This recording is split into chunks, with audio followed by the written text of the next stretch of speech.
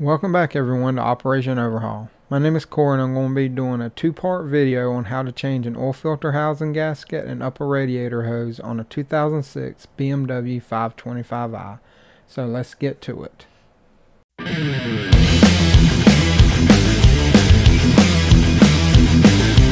We need to start by draining the coolant, and to do so the undercarriage cover needs to be removed.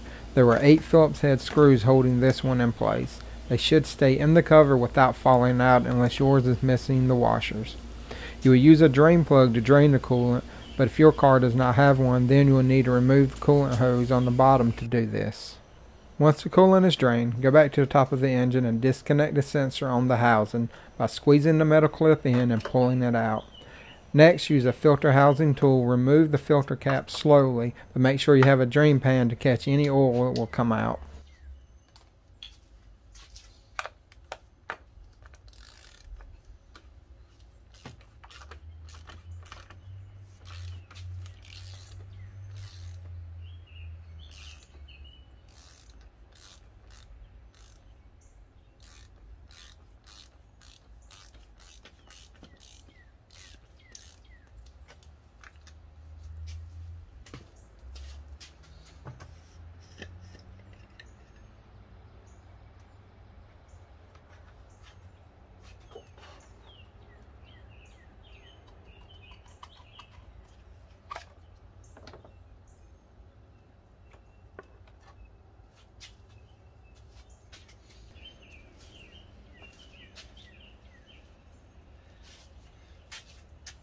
I always put the cap back on hand tight to ensure that no dirt or debris gets into the housing or the engine.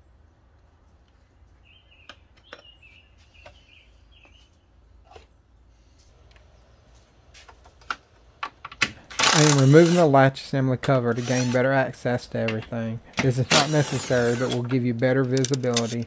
This was held on by 10 T30 Torx bolts.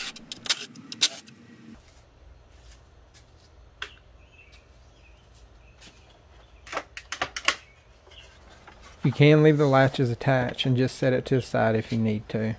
Now that the cover is out of the way, I use a pick and pull up on the clips on the upper radiator hose. This car has 3 hoses total on the upper radiator hose, so you will need to remove 4 clips in all. Since I am replacing the hose, I am using a flathead screwdriver to put a little pressure to release the O-ring on the inside.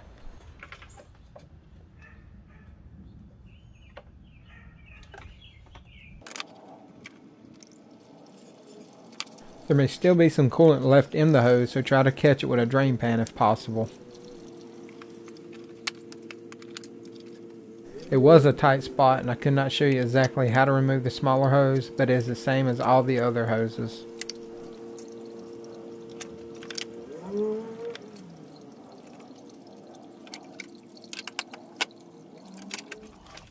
I had to remove the air box for more room for the other small hose. To do this, I used a pick to take off the sensor connector and a screwdriver to remove the hose clamp on the tube. After I unclip the tabs, remove the hose and the lid.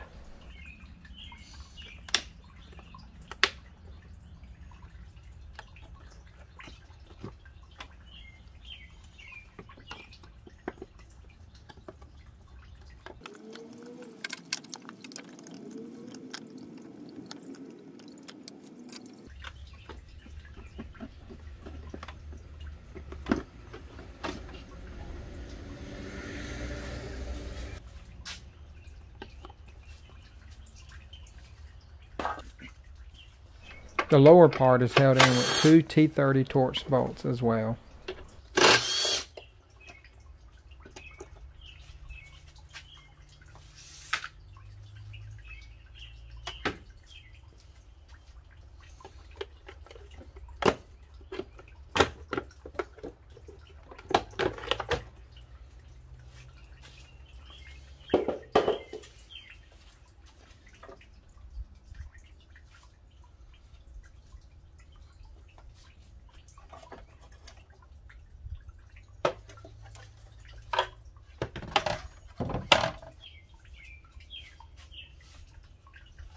Now we have more room to get to the lower hose. This one was dirty from leaking, so it had to be cleaned off to see the clip first.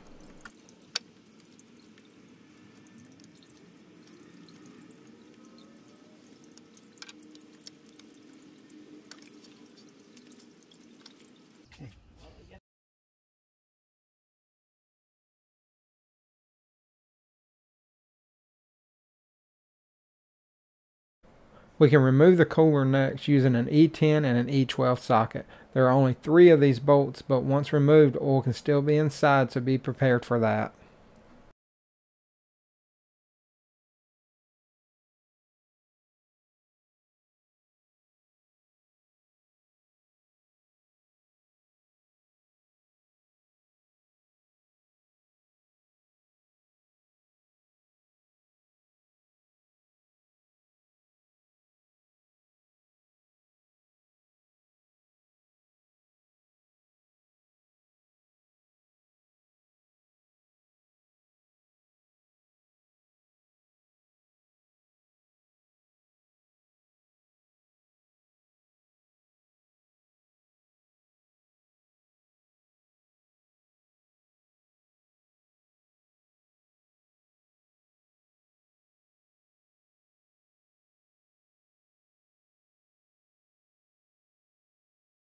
With the cooler out of the way, we can remove the last part of the upper radiator hose. This one was stuck on there and was fighting me. Just wiggle it while prying with a little pressure and it should release.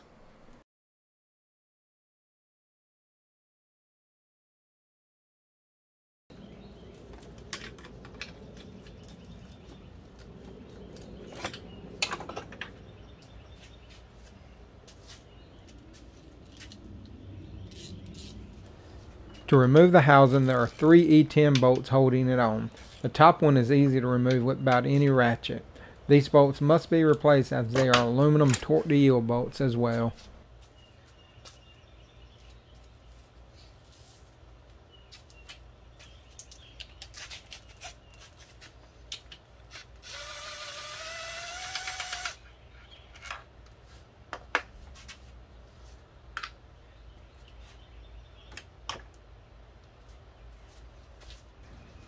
The second one is behind/beside the intake manifold.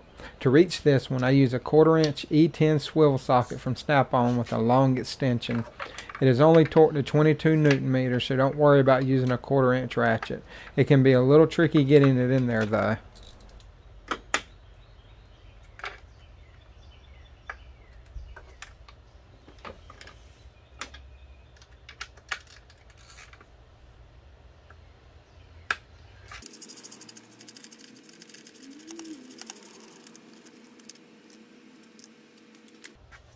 The last bolt is the hard one. I use an E10 ratchet wrench. You need to lift the housing as you take the bolt off to remove the bolt completely.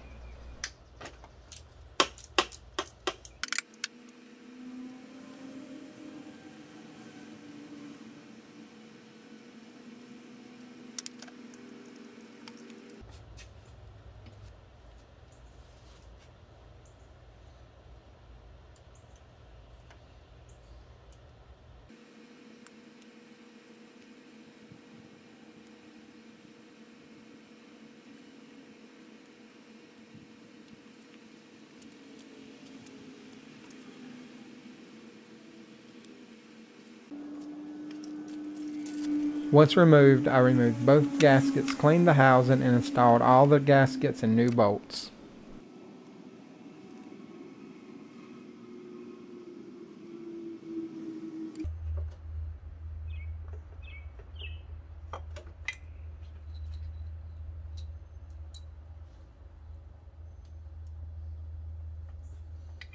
Hand thread the top bolt in a little just to line up the holes, then start the lower bolt. All 3 are different lengths, but you can easily see which one goes where.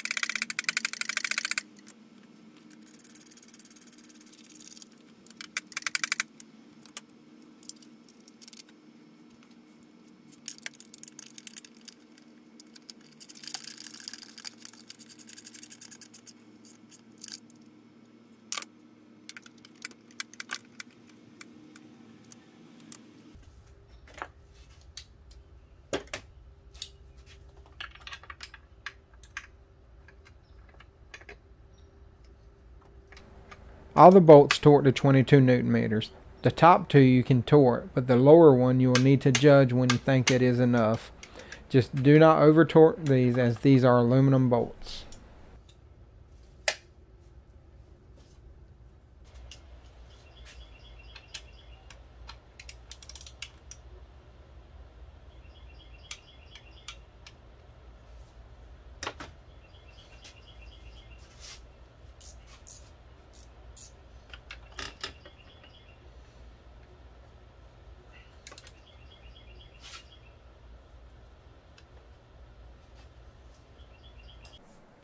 Thank you for watching part 1, and if you enjoyed it, please stay tuned for part 2, and like, subscribe, and hit that notification bell.